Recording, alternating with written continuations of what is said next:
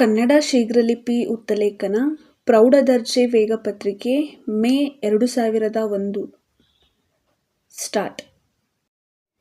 ಸನ್ಮಾನ್ಯ ಸಭಾಧ್ಯಕ್ಷರವರೇ, ಮಾನ್ಯ ರಾಜ್ಯಪಾಲರ ಭಾಷಣದ ವಂದನಾ ನಿರ್ಣಯದ ಮೇಲೆ ಮಾತನಾಡುವುದು ಉಚಿತವೆಂದು ಭಾವಿಸಿದ್ದು, ಸರ್ಕಾರದ ಕಾರ್ಯವೈಖರಿಗಳ ಬಗ್ಗೆ ಹಾಗೂ ಮುಂದೆ ರೂಪಿಸಿಕೊಳ್ಳಬಹುದಾದ ಜನ ಕಲ್ಯಾಣ ಕಾರ್ಯಕ್ರಮಗಳನ್ನು ಕುರಿತು ಸಭೆಯ ಮುಂದೆ ನನ್ನ ಅನಿಸಿಕೆಗಳನ್ನು ಮಂಡಿಸುತ್ತೇನೆ.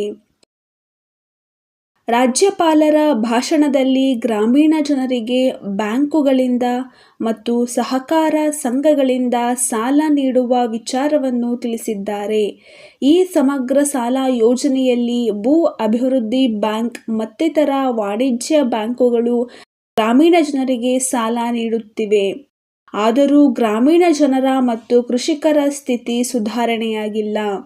ಇದರಿಂದ ಕೃಷಿಕರು ಲೇವಾದೇವಿಗಾರರ, ದಲ್ಲಾಳಿಗಳ ಮತ್ತು ಖಾಸಗಿ ವ್ಯಾಪಾರಿಗಳ ಹಿಡಿತಕ್ಕೆ ಸಿಕ್ಕಿ ಶೋಷಣೆಗೆ ಒಳಗಾಗುತ್ತಾರೆ. ರೈತರನ್ನು ಈ ಖಾಸಗಿಯವರ ಶೋಷಣೆಯಿಂದ ಮುಕ್ತಗೊಳಿಸುವ, ಅವರ ಅವಶ್ಯಕತೆಗಳನ್ನು ಪೂರೈಸುವ ದೃಷ್ಟಿಯಿಂದ ರಾಜ್ಯದಲ್ಲಿ ಜಾರಿಗೆ ಬರಲಿರುವ ಸಮಗ್ರ ಸಾಲ ಯೋಜನೆಗೆ ನಮ್ಮೆಲ್ಲರ ಸ್ವಾಗತ ಇದೆ ಎಂದು ತಿಳಿಸಬಯಸುತ್ತೇನೆ. ಈ ಯೋಜನೆಯಿಂದ ಕೃಷಿಕರಿಗೆ ಮಾತ್ರವಲ್ಲದೆ ಗ್ರಾಮೀಣ ಪ್ರದೇಶದಲ್ಲಿರುವ ಕುಶಲಕರ್ಮಿಗಳಿಗೂ ಅನ್ವಯಿಸುವಂತೆ ತಿದ್ದುಪಡಿ ಮಾಡಬೇಕೆಂದು ವಿನಂತಿಸಿಕೊಳ್ಳುತ್ತೇನೆ. ಪರಿಸರ ಮಾಲಿನ್ಯತೆಯನ್ನು ಕಾಪಾಡಲು ಕೇಂದ್ರ ಹಾಗೂ ರಾಜ್ಯ ಸರ್ಕಾರಗಳು ಕಟ್ಟುನಿಟ್ಟಾದ ಕ್ರಮವನ್ನು ಅನುಸರಿಸುತ್ತಿಲ್ಲ. ಕೈಗಾರಿಕೆಗಳ ಒತ್ತಡದಿಂದ ಪರಿಸರ ಮಾಲಿನ್ಯ ಕೆಡುತ್ತಿದೆ. ಇದು ಆರೋಗ್ಯಕ್ಕೆ ಮಾರಕ ಎಂದು ರುಜುವಾತಾಗಿದೆ.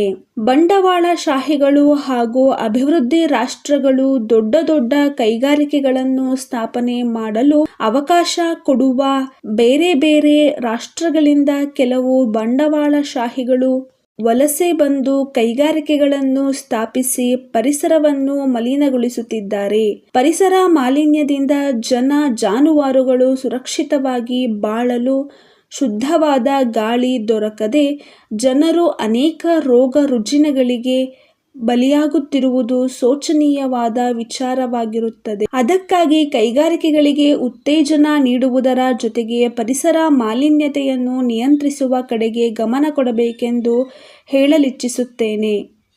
ಸರ್ಕಾರವು ವಿದ್ಯಾಭಿವೃದ್ಧಿಗಾಗಿ ಹಲವಾರು ಕಾರ್ಯಕ್ರಮಗಳು ಮತ್ತು ಯೋಜನೆಗಳನ್ನು ಹಾಕಿಕೊಂಡಿದ್ದರೂ ಶಾಲಾ ಸಿಬ್ಬಂದಿ ವರ್ಗದವರ ಸಮಸ್ಯೆಯನ್ನು ಬಗೆಹರಿಸದೇ ಇರುವುದು ವಿಷಾದಕರವಾಗಿದೆ. ಇತ್ತೀಚೆಗೆ ಶಾಲಾ ಕಾಲೇಜುಗಳ ಅಧ್ಯಾಪಕರು ತಮ್ಮ ಸೇವೆಯನ್ನು ಕಾಯಂಗೊಳಿಸಬೇಕೆಂದು ಬೀದಿಗೆ ಬಂದು ಮುಷ್ಕರ ಮಾಡುತ್ತಿರುವುದು ಶೋಚನೀಯವಾಗಿದೆ.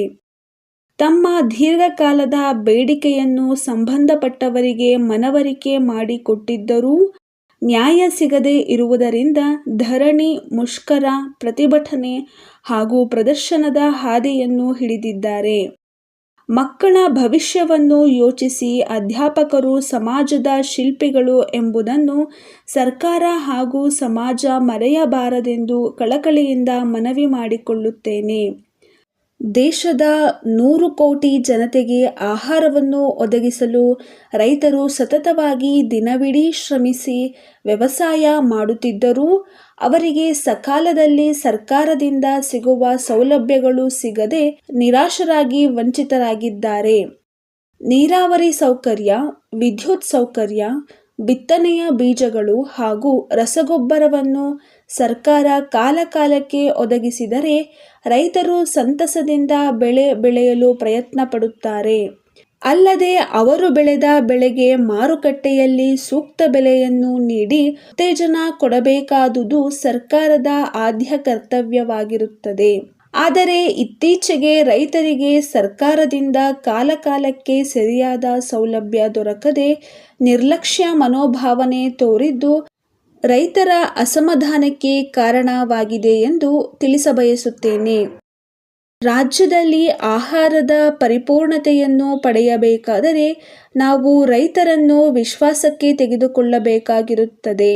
ಅದಕ್ಕಾಗಿ ರೈತರ ಮೂಲಭೂತ ಸೌಕರ್ಯಗಳ ಕಡೆಗೆ ಗಮನ ಕೊಟ್ಟು ವ್ಯವಸಾಯವನ್ನು ಕೈಗಾರಿಕೆ ಎಂದು ಪರಿಗಣಿಸಿ ವಿಮಾ ಸೌಕರ್ಯ ಒದಗಿಸಿಕೊಡುವುದರ ಮೂಲಕ ಅವರ ನೆರವಿಗೆ ಪೂರಕವಾದ ಯೋಜನೆಗಳನ್ನು ಹಮ್ಮಿಕೊಳ್ಳಬೇಕೆಂದು ಸರ್ಕಾರಕ್ಕೆ ಮನವಿ ಮಾಡಿಕೊಳ್ಳುತ್ತೇನೆ.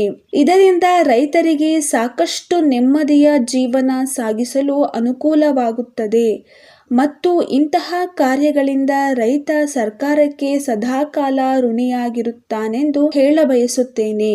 ಕಳೆದ 1 ವರ್ಷದಲ್ಲಿ ಸರ್ಕಾರ ದುರ್ಬಲ ವರ್ಗದವರು ಹಾಗೂ ಅಲ್ಪಸಂಖ್ಯಾತರ ಯೋಗಕ್ಷೇಮಕ್ಕಾಗಿ ವ್ಯಾಪಕವಾಗಿ ದೊಡ್ಡ ಪ್ರಮಾಣದಲ್ಲಿ ಯೋಜನೆಯನ್ನು ಹಾಕಿಕೊಂಡಿರುವುದು ಸ್ವಾಗತಾರ್ಹವಾಗಿದೆ. ಶೋಷಿತ ಮತ್ತು ಹಿಂದುಳಿದ ವರ್ಗಗಳ ಜನರ ಸಾಮಾಜಿಕ ಮತ್ತು ಆರ್ಥಿಕ ಜೀವನವನ್ನು ಸುಧಾರಿಸಲು ಶ್ರಮಿಸಿರುವುದು ಕೂಡ ಅಭಿನಂದನೀಯವಾದುದು ಆಗಿದೆ.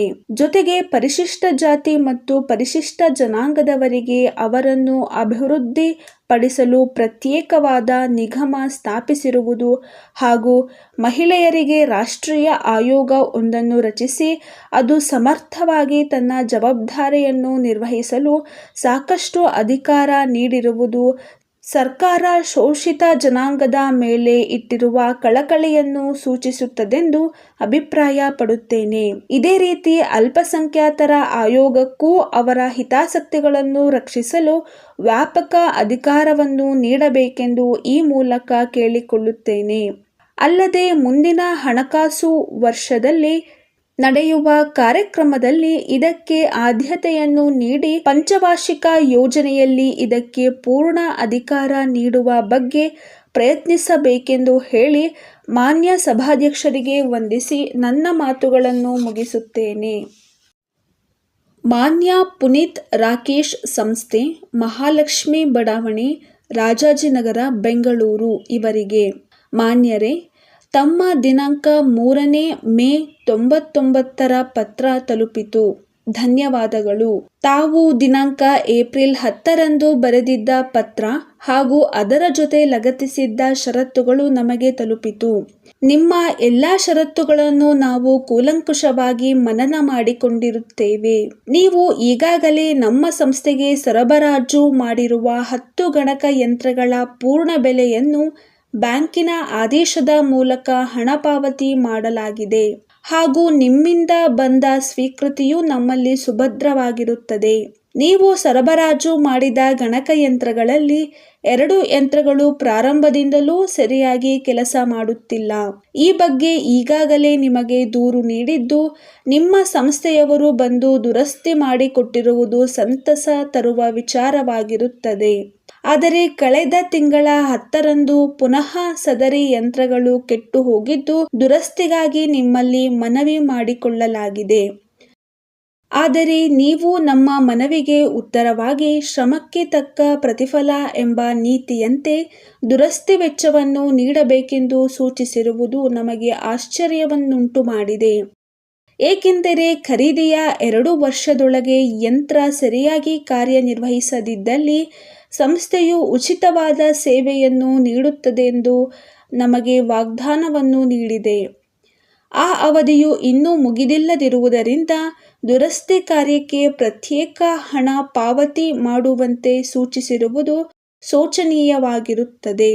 ನೀವು ಪ್ರಖ್ಯಾತ ಸಂಸ್ಥೆಯ ಅಧಿಕೃತ ದಾಸ್ತಾನುಗಾರರಾಗಿದ್ದು ಬಹಿರಂಗ ಮಾರುಕಟ್ಟೆಯಲ್ಲಿ ಉತ್ತಮ ಹೆಸರು ಪಡೆದಿರುವ ನೀವು ಈ ರೀತಿ ವರ್ತಿಸುತ್ತಿರುವುದು ನಿಜಕ್ಕೂ ಸೋಜಿಗ ಎನಿಸಿದೆ. ಈ ನಿಮ್ಮ ನಡವಳಿಕೆ ಇತರೆ ಗ್ರಾಹಕರ ತಿಳುವಳಿಕೆಗೆ ಬಂದರೆ ನಿಮ್ಮ ವ್ಯಾಪಾರ ವಹಿವಾಟಿನ ಮೇಲೆ ಕೆಟ್ಟ ಹೆಸರು ಬರುವ ಅವಕಾಶವಿರುತ್ತದೆ. ಆದ್ದರಿಂದ ದಯಮಾಡಿ ಈ ಕೂಡಲೇ ನಮ್ಮ ಮನವಿಗೆ ಪುರಸ್ಕಾರ ನೀಡಿ ತಮ್ಮ ಒಪ್ಪಂದದ ಪ್ರಕಾರ ದುರಸ್ತಿ ಮಾಡಿಕೊಡುವುದರ ಮೂಲಕ ಸಹಕರಿಸಬೇಕೆಂದು ಕೋರುತ್ತೇವೆ. ಈ ನಿಮ್ಮ ಸಹಕಾರದಿಂದ ನಿಮ್ಮ ಸೌಹಾರ್ದತೆ ಸದಾಕಾಲ ಇರಲೆಂದು ಆಶಿಸಿ ಈ ಬಗ್ಗೆ ನಿಮ್ಮ ಒಪ್ಪಿಗೆ ಪತ್ರವನ್ನು ಮರು ಟಪಾಲಿನಲ್ಲಿಯೇ ನೀಡುತ್ತೀರೆಂದು ಬಯಸಿ ನಿಮ್ಮ ಜವಾಬನ್ನು ಎದುರು ನೋಡುತ್ತಿರುತ್ತೇವೆ. ತಮ್ಮ ವಿಶ್ವಾಸಿ, ಕೈಗಾರಿಕಾ ಸಹಕಾರಿ ಸಂಸ್ಥೆಯ ಪರವಾಗಿ.